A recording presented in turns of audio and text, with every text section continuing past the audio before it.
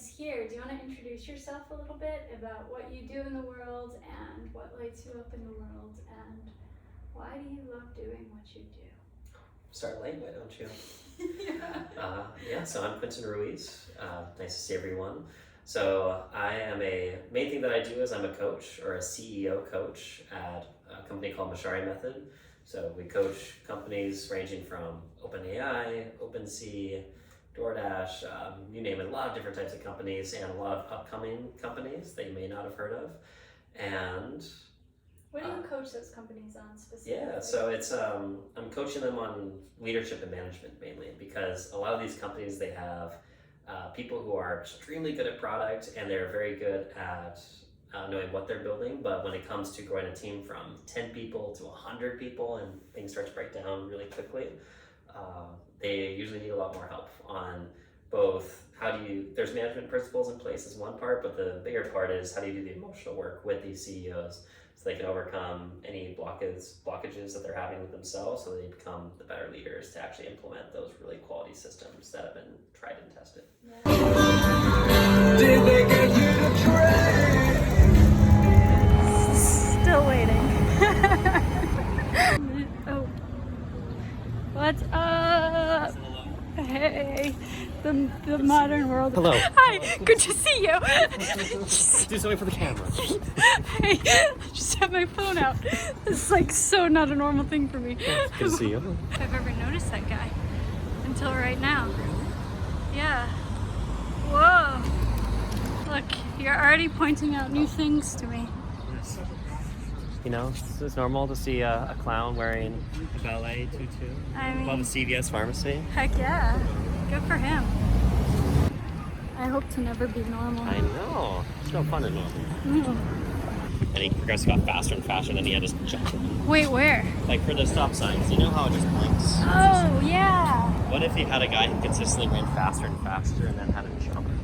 Once it stops? Yeah. Like, Go, jump! jump! Yeah, or like, what if cars had to go through like a hole, like you had to aim your car to go through a hole to stop, and then you would teleport to your next location. Well, I mean, teleportation, that's a whole other ideal, right? Well, I think that's how we'll eventually get to traveling through wormholes. Is by teleportation? Well, we'll travel through wormholes to get us to the next place pretty instantly. That'd be nice. Yeah, that's I'd it. be okay with that. All right. No traffic. I can't deny. Fun fact, this is where we met. Yes. Well, It looked a lot less sketchy last time. But it was inside that silver door, downstairs, and then to the right. You know, we met in an alley. We were talking about. That's right. We were talking about. I remember. Gosh, I don't remember what we initially talked about, but I remember there's a lot of sexual innuendo jokes on the way back. Oh, was with there? different voices. Yeah. That sounds about right.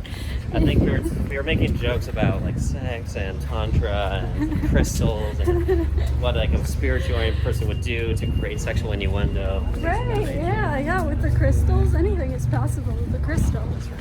We'll just leave it at that.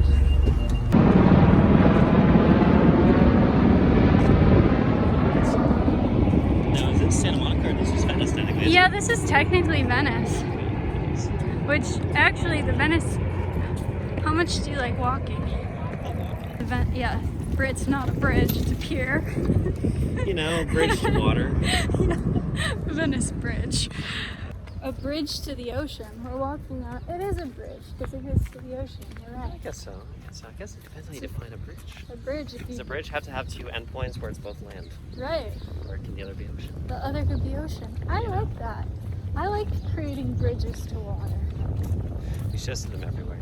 I think that's. Even in the middle of the ocean. I think that's my new tagline. I create bridges to water. Jump it. It's all about branding and the way you frame things, right? So you frame it as I make bridges into water. Then people have to think about it for a second because they just say like I build piers. They'd be like, oh, that's nice. If I build bridges into water, they'd be like, oh, what does that mean? What does that entail? Yeah, Why would you bridge into water? Right, because that implies. So if it's a pier, that implies standing on the edge. If it's a bridge into water, that implies jumping into the water. Oh, that's true. So it And, might like, change people's swimming. behavior based on the name of Yes, it. which is why I resonate more with bridge. creating bridges to water, because it's like, yeah, jump in the ocean. It's fast. So you want people to jump off cliffs? Heck yeah. Heck yeah. Okay. Jump in. Love it. Like, if you're afraid to jump, just jump in and swim. There you go. A dolphin will catch you. Random walking thoughts, right? Right? I'm curious in the coaching space, because I find that to be such a important space right now as these companies are coming and growing so rapidly. Like, what have you found is like a core thing that is really beneficial in quick, rapid growth for these companies? In terms of what I teach the CEOs? Yeah. Oof.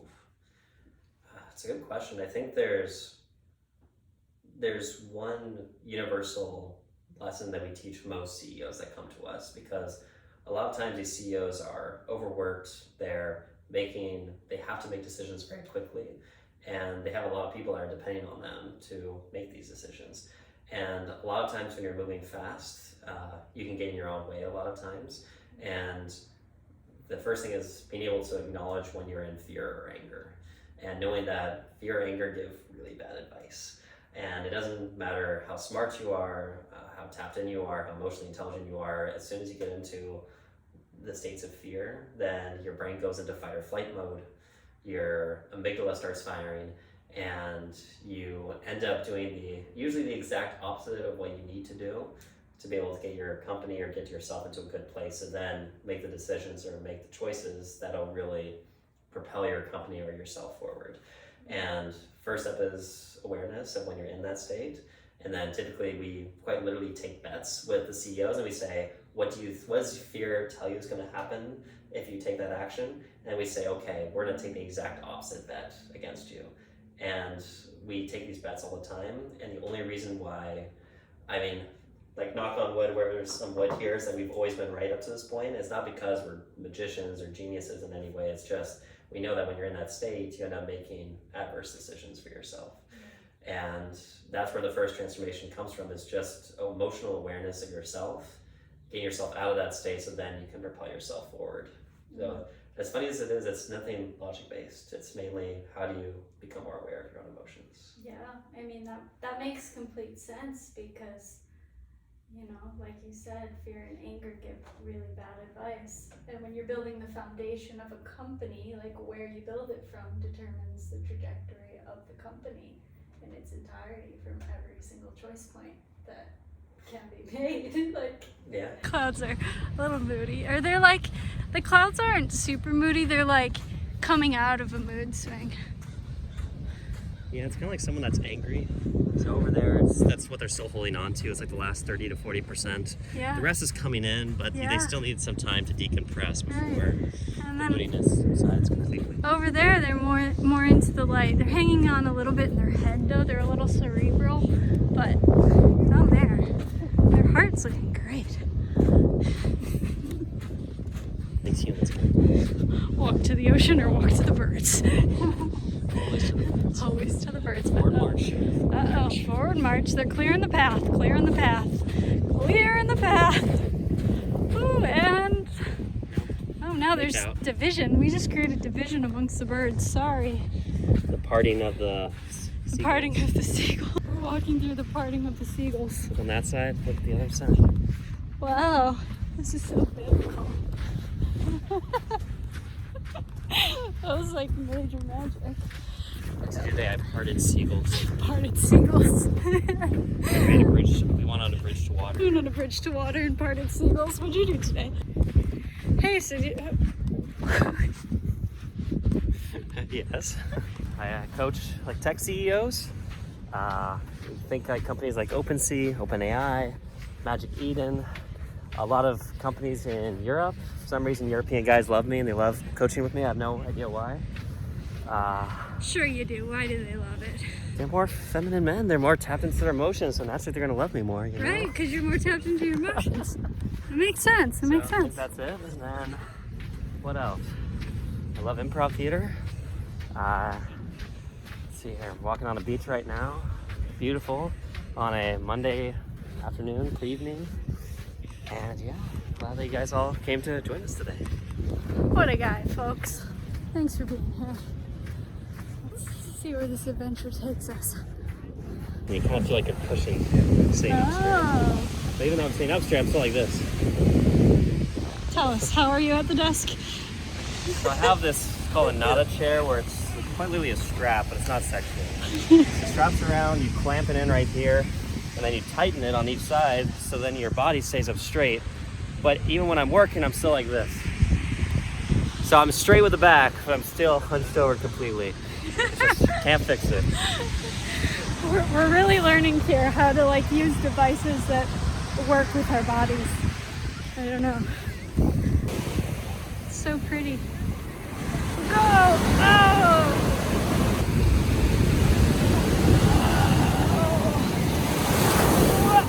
Oh, sorry, I don't walk in a straight line. I really do. Just recently, and then I turned. He's exiled. Oh, the exiled one. I feel for you. So I think that's also like, I don't know, my brand is like anyone who feels exiled or like the lone wolf or like the weirdo who like has a lot to contribute to the world. Yeah. And you know. The misfits, the art or the outcasts. Yeah, like Steve Jobs types. I think that's the, like they don't necessarily violate the social norms, and they're here to create new. Kind of reminds Wes Anderson. Did you say I remind you of if? It's like if Wes Anderson had a baby and then his daughter decided to live their entire life in the style of a Wes Anderson film. Yeah. Like whenever I see your content online, it just reminds me of that. It's like kind of like perfectly symmetrical but weird at the same time. But you find it like delightful. Oh, good. That's good. Woo!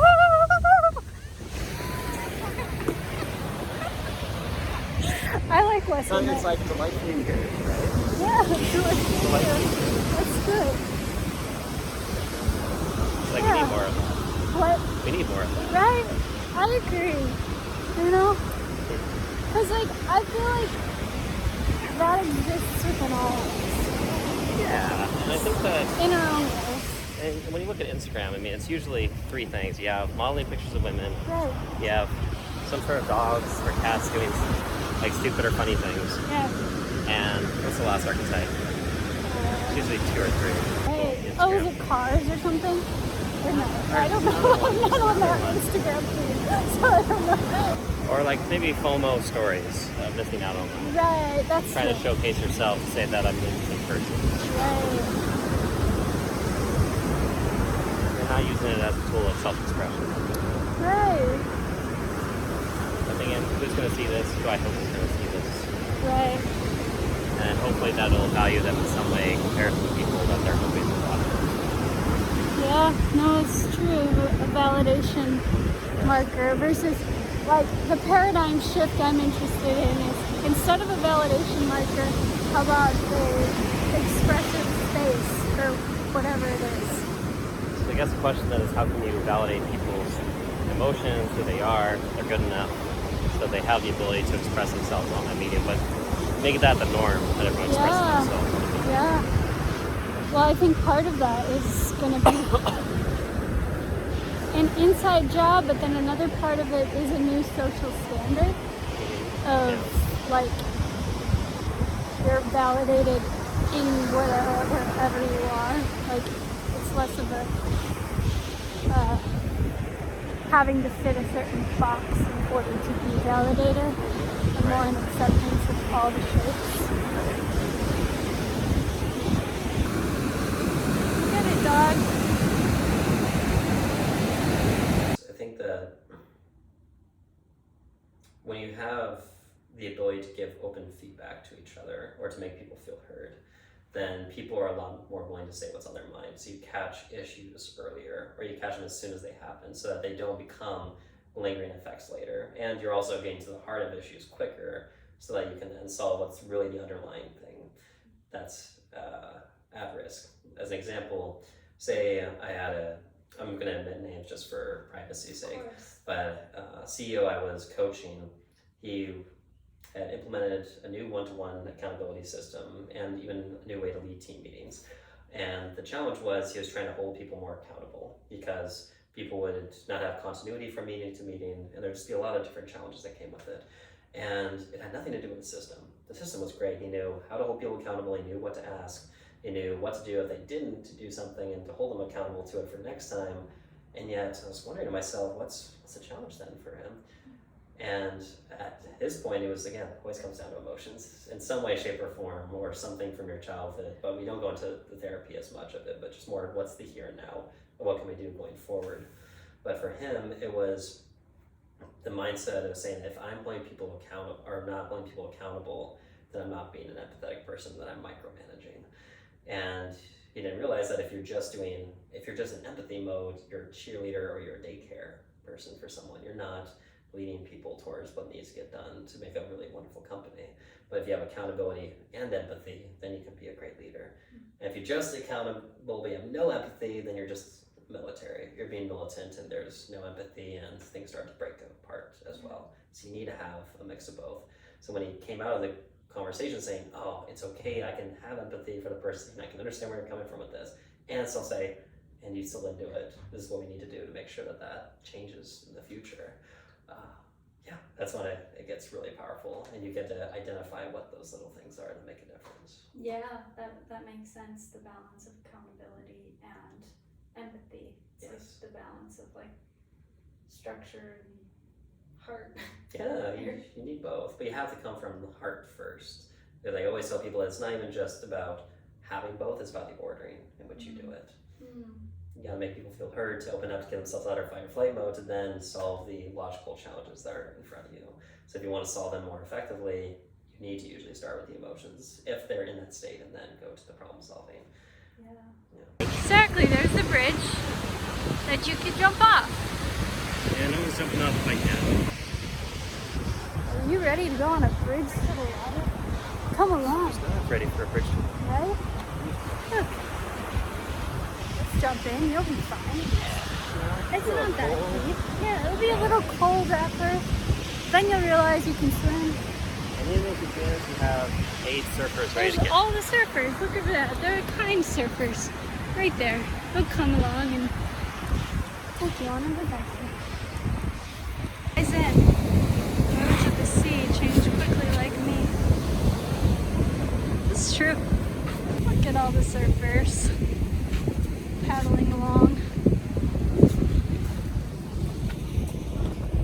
Get it! Get it! Oh yeah! Go guys! Alright. Good work.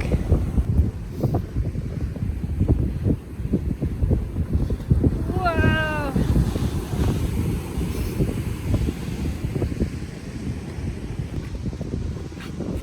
So what's exciting you right now in life? What's exciting me? A lot of things are exciting me. I think the biggest one is moving to Baltimore soon. You are! Yeah. Cool! So a new adventure on the East Coast. Gonna be Yeah. near new friends in DC and New York.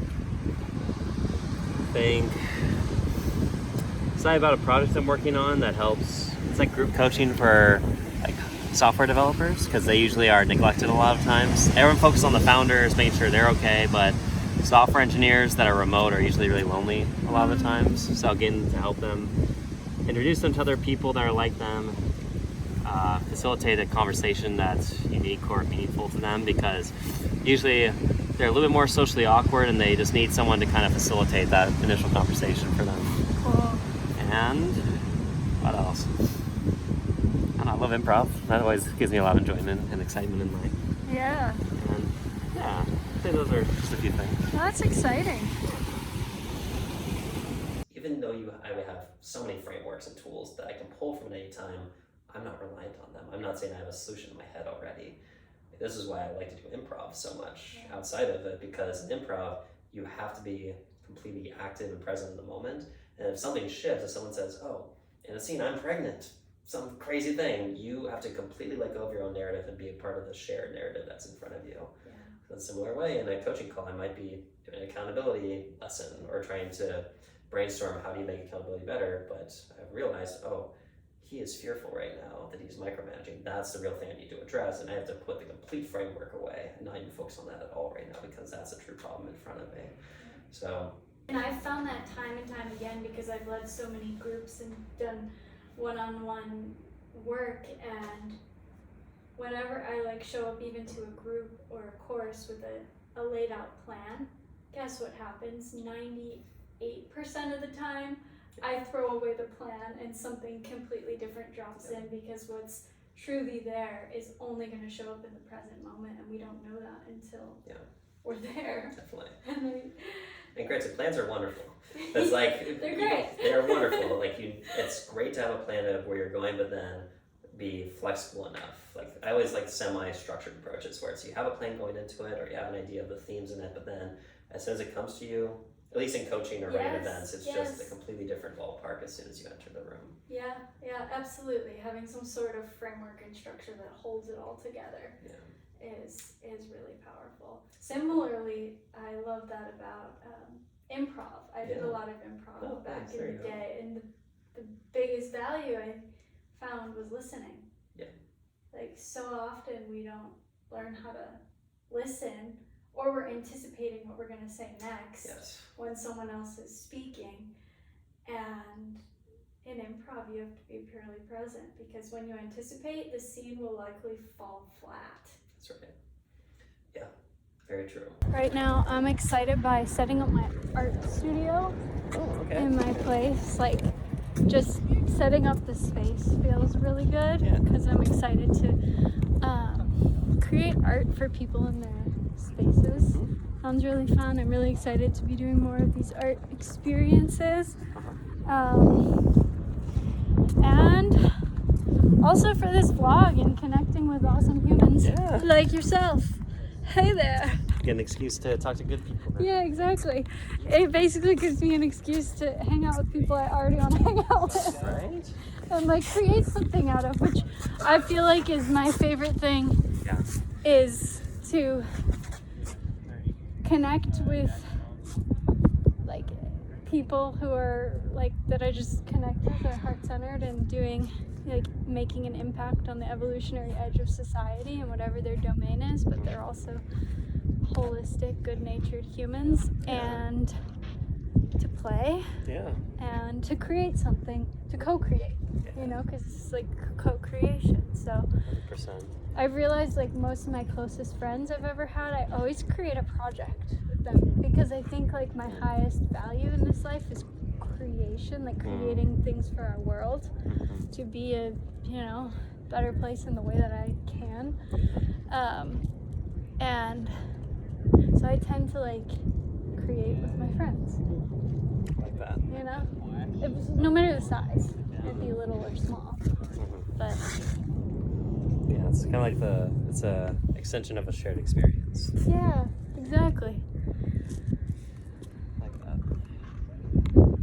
I usually have that for relationships. I have a framework that I use for finding the person that you want to be with. So I say you have to adore them because like respect and trust are definitely at the bases, but that's not enough for me. I think you have to adore the person that you're with. And then second is they have to be there for you emotionally in any period of time, especially during the down times, and to be your rock when you're not always is okay. And then third, I say co-creation, so similar to you. But it doesn't necessarily need to be, oh, we built this one thing together, but we built a lifestyle together. We're doing something together. So it could be, we both like to go on runs, so we go on runs together, and we care about nerding out about health and health hacking, so we both do that together. Because I just think that even though two people can be independent and there's a lot of value in that, it's where you intersect and things get a lot more fun. Interruption. Taylor looks so happy getting this photo. That's so cute.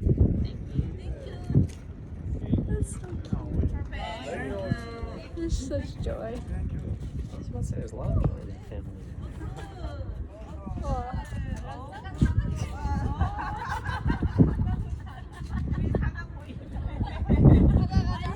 I appreciate how much joy is in that family.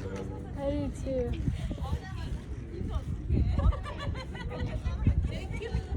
I'm inspired by the joy and the heart connection in that family. Such good posture too. Right? Oh gosh, checking myself at that.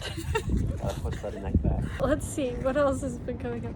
Value, how I value myself, how I value myself in the world. I notice where I like have undervalued myself in a lot of ways with like work, with offerings, or with like feeling the need to like do work for people like for free or for really cheap, or like almost like overdoing it to where I'm depleted at times. Like I've noticed that pattern come up semi recently. Like it's almost like somewhere deep down it was, and then it wasn't so loud, and then it got really loud because now it's like, hey, you can't do that anymore. With creatives too, it's sometimes a little bit harder to not or understand that there's value, but also ask for your value. It's sometimes hard to do. It is, and I've definitely had that as a struggle where I'm just like, oh, well, I'll do it or like, honestly, I'll get so passionate and excited about something, whether it's like art or even working with someone, that like sometimes I've been like, oh, well, I'll just do it. Like, I feel this anyway, you know, because I moved from that passion space that I've at times have to check myself and go like, actually, by me not valuing myself, I'm not valuing them. Because I'm not valuing the fullness of the energy that like they can step into because people value stuff differently. If you give someone something for free, they're gonna hold it differently. They're gonna show up differently to it. You know, whether that's an art piece or, you know, working one-on-one with someone or in a group with someone. And I've noticed that with courses, when I've given it away, people don't do the work. They don't do the work. Yeah, but when you people charge more, then people will show up. Yep. Because they want to associate it with the value that they've been given. Exactly. And so if someone pays $5,000 for the course, they're like, I'm going to get the value out of this course. Exactly. We'll do what it takes to do the work to get it out. And they show up. And like that's really powerful. So recognizing Isn't that that, the irony? isn't it? You get people to pay more and they do more work. It's true. That's great. It's jumping off of bridges to the ocean. Should we jump?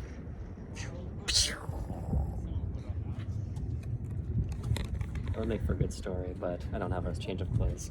I know, right? That was, yeah. I was gonna say, I don't know that I have clothes that you'd. Yeah, it might be, your clothes might be a little small for me. Yeah.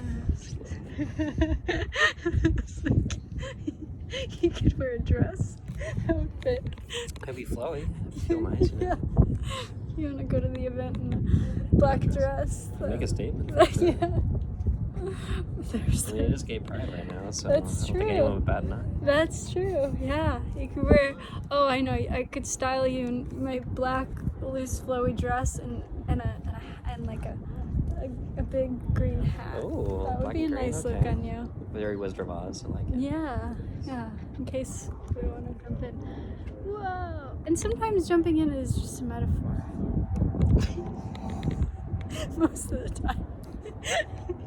Very good. Thanks much for your time. It's been fun. Beautiful. Do small things with great love. Thanks. Thank you.